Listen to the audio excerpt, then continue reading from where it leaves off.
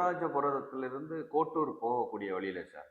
அந்த டர்னிங்ல வந்து ஒரு மேற்கு பார்த்து ஒரு தேவர் அ ஃபோட்டோ வச்சிருந்தாங்க. ஒரு கூண்டு மாரி கட்டி, அ 2 பக்கம் அதாவது ஃப்ரண்ட் சைட்லயும் ஒரு கேட் இருக்கு. சைட்ல அதோட வடக்கு பக்கத்துல ஒரு கண்ணாடி இருக்கு.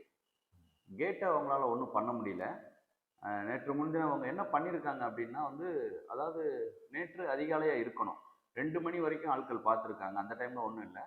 4:30 மணிக்கு ஆட்கள் பார்க்கும்போது, அது வந்து சேதப்படுத்தப்பட்டிருந்தது. எப்படி பண்ணியிருக்காங்கன்னு பார்த்தீங்கன்னா, இந்த வடக்கு புறம் இருக்க கண்ணாடி அந்த கூண்டோட கண்ணாடிய உடைச்சு, உள்ள ஏதோ எரிபொருள ஊத்தியிருக்காங்க. அது மேபி கெரசினா இருக்கலாம். தடயவியல் துறை அப்படிதான் சொல்கிறது. பெட்ரு மண்ணெண்ணெய் வாடை அடிக்குது அப்படின்றாங்க. அந்த அந்த இடத்துல அத ஊத்திட்டு தீ வச்சிருக்காங்க. இந்த ஃபோட்டோ முழுவதுமே அங்க இருந்த கிட்டத்தட்ட ஒரு 4 அடி உயரம் இருக்கும் அந்த ஃபோட்டோ. பெரிய ஃபோட்டோ. தேவர் உருவப்படம் முழுவதுமே கருகி எரிந்திருக்கிறது.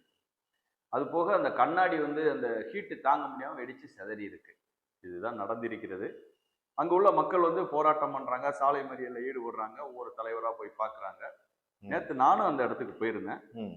அங்க இருக்கக்கூடிய நெல்லை மாநகர அவரு ஏசி சார், அவர் வந்து பேசினாங்க. பாளையங்கோட்டை ஏசி சார் பேசினாங்க. சுரேஷ் சார், அப்புறம் பாளையங்கோட்டை இன்ஸ்பெக்டர் முத்து கணேசன் சார், இவங்கெல்லாம் பேசினாங்க. பாலமுருகன் சார் இவங்கெல்லாம் பேசினாங்க.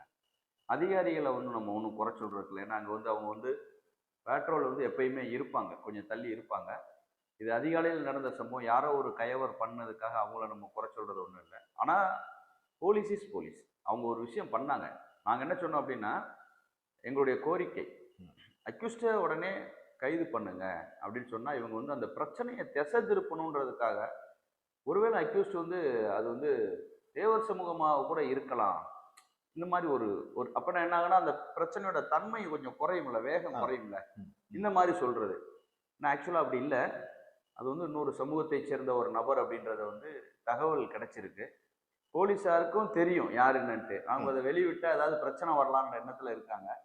நாங்க என்ன சொல்றோம்னா, போட்டோல போய் அந்த போட்டோவை கருக்கிற அளவுக்கு வெறி பிடிச்ச ஒருத்தன் இருக்கான் அப்படின்னா, எந்த சமூக தலைவர்களும் இப்படி செய்யக்கூடாது.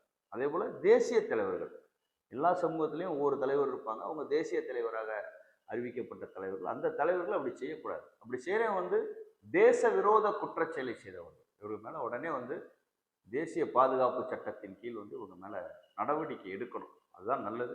கடுமையான நடவடிக்கை எடுக்கப்படாவிட்டால் வருஷத்துக்கு 1, 2 நிகழ்வுகள் இப்படியே நடக்கும்.